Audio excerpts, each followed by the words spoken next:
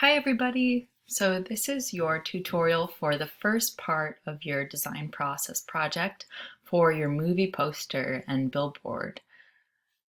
So the first part is actually going to be your brainstorming and your collecting of images. So that's going to be on your Pinterest or on another app or a folder on your desktop that works for you. I only recommend Pinterest because that's what I've found works for me, because I can save it and save all my images and inspiration in different boards and kind of keep it organized like that. And I really like that. And it also helps me discover new things that I might not have come across on my own because of the algorithm shows me different things, and then you can follow people and see what other folks have pinned to their boards. So for this first part, you are going to create a mood board with those images that you've collected. Now, collecting design inspiration is an ongoing process forever. You might see something that doesn't necessarily speak to you for this project, but it speaks to you in another way, or you're interested in it, save it. It's going to be helpful later. So when you're starting a new project down the road, and you're going through your boards, you're going through your inspiration images, something might pop up that you've saved from a previous time just without really thinking about it. Pay attention to what you're interested in. That is the main thing. Listen to yourself, and it doesn't have to make sense. It's just keep it, and it might be of use later. It might not be, but good artists and designers just keep everything and to reference. So what we're doing is not copying from people and other artists and other designers, but we're referencing many artists and designers to create our own. We don't create in a vacuum. We create within the world, and the world has many beautiful things. The world has design and art, but it also has beautiful flowers and the sky at night and the ground beneath your feet. And those might also be inspiration for you. So don't hold yourself just to be using design inspiration that you find on the internet. Inspiration can come from many things, many images and many experiences that you might have in your everyday life. So with that being said, we are going to make a mood board to kind of synthesize the ideas that I've pulled together, these visual ideas, and try and create a feeling that I'd like to emulate in my final project. So I've gone ahead and put in all the images that I thought were my favorite from my Pinterest board onto my mood board. And my mood board is 11 by 17, 11 inches by 17 inches, and 150 DPI. We don't need a high DPI for this, a high resolution, because this is just kind of a sketch. This is just for us, and it might be also, if you are working as a graphic designer, might be for sending to your client or your boss or whoever is going to give you feedback on this. So we don't need a super high DPI because we're not printing it. Well, we might print it, but it doesn't really matter whether the images are high resolution or pixelated or whatever. This is really just a visual reference and a brainstorm. It's like a sketch. And 11 by 17 because that's what I'm used to from working in design. These are the dimensions that we used. So you can go around and play with the size and the layout in your mood board. I might not keep all of these images, but I want to just transform them using my move tool, and then I'm actually using the shortcut T, Command T to transform, so that I can see these all at once. And then I'm using my shortcut V to get back to my move tool.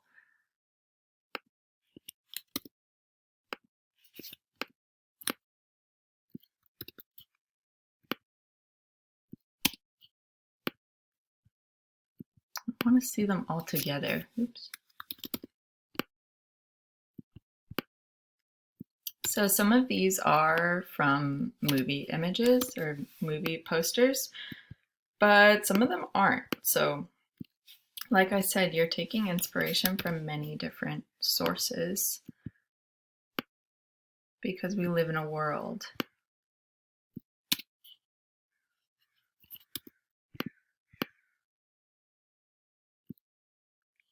And really, the more inspiration you draw, I feel the richer your design ends up being.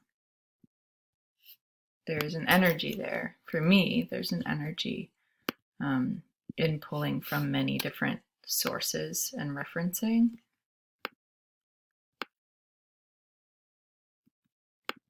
And each source kind of brings its own vibe. It brings its own je ne sais quoi.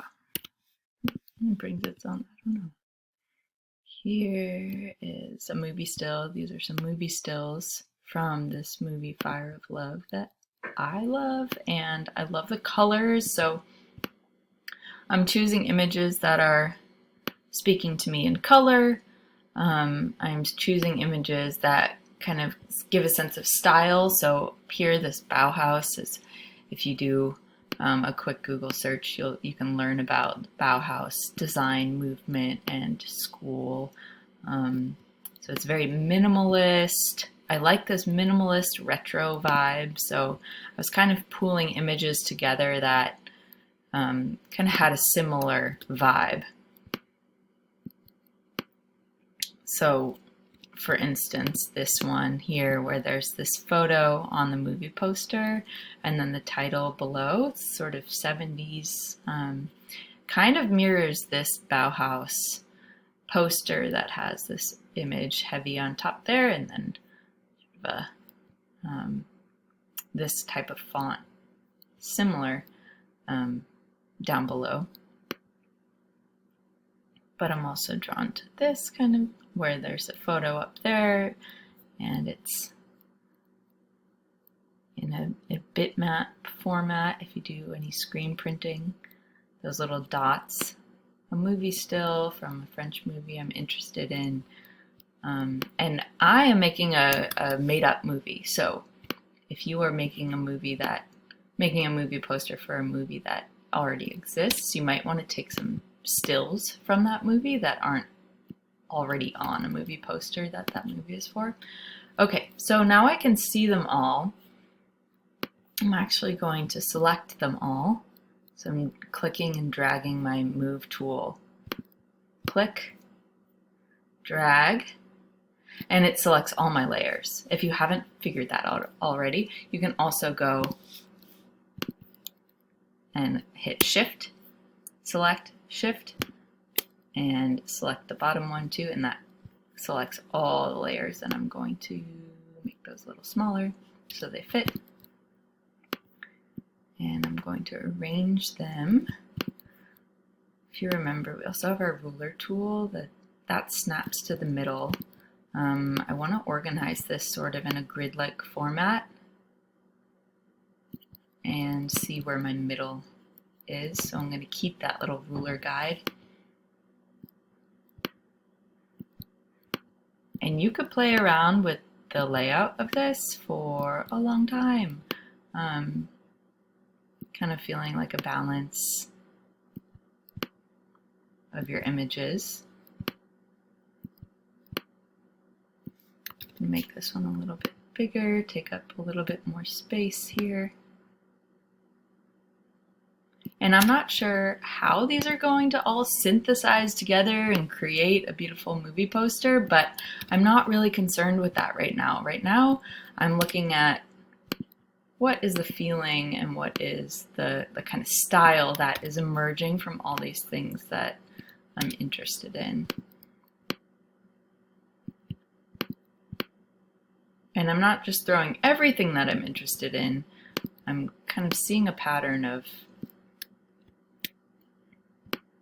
things kind of looking good together. And if they don't look good together, I can delete something. So this might feel like a little different than the other posters that I'm going for. I could delete this. I can Command Z and make it reappear, or I could hide it. But I'm actually going to keep it because maybe there is some way where I could kind of make it all work together. I'm still really interested in that kind of layout where the movie characters are be in circles.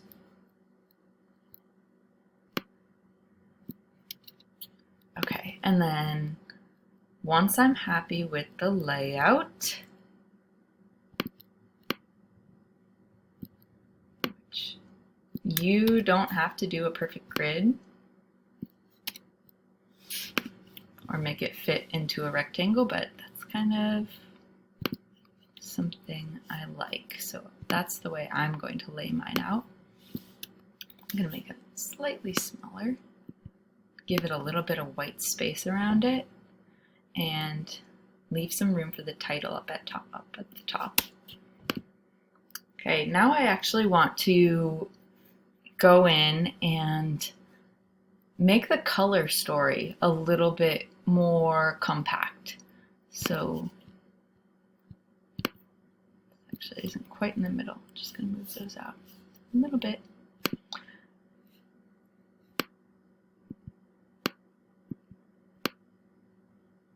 See how these pink lines emerge when I move? They can show me kind of when things are lining up with the edges there. Okay. So the colors that I want to actually use for my movie poster, I'm going to put up at the top here along with the title that I'll show you in a moment. You can use the rectangular marquee tool or the elliptical marquee tool to put your colors up here. I'm going to use the elliptical because I want to have little circles to show my colors. So when I use the elliptical, I'm going to click that, fix ratio, and have width and height. I want it a 1 by 1 circle. I want it like a perfect circle. So I'm clicking down and dragging to make it about yay big. And now we've got these marching ants here, and we're going to fill this with a foreground color. What foreground color should we use? I'm seeing a lot of like orangey red in my board, so I'm going to eyedropper, clicking eye or going to this tool, and eyedropper maybe from here. Actually, this one is, I think, my north. Sometimes people say north as like the direction that they want to go. I like this red. It's orangey red. And I'm going to go up to, I'm going to create a new layer. Go up to edit and fill that with my foreground color, which is this square on top. And Command D to deselect. Awesome. So I've got that color. Now I'm going to create another one. And if I want to make this exactly the same size without like paying attention to the numbers, I can actually copy and paste this exact circle and then just change the color from there. So I'm going to go to edit, copy, and then edit, paste. And then I'll have, oop, it went there. And then I'll have another circle and it will line up here. Okay. I'm going to select this with my magic wand tool. Make sure it's on that layer. And I'm going to see what other colors am I really representing in my vibe. And it's, well, black is definitely one of them. So I'm going to eyedropper my black and fill. I can also use the shortcut for fill.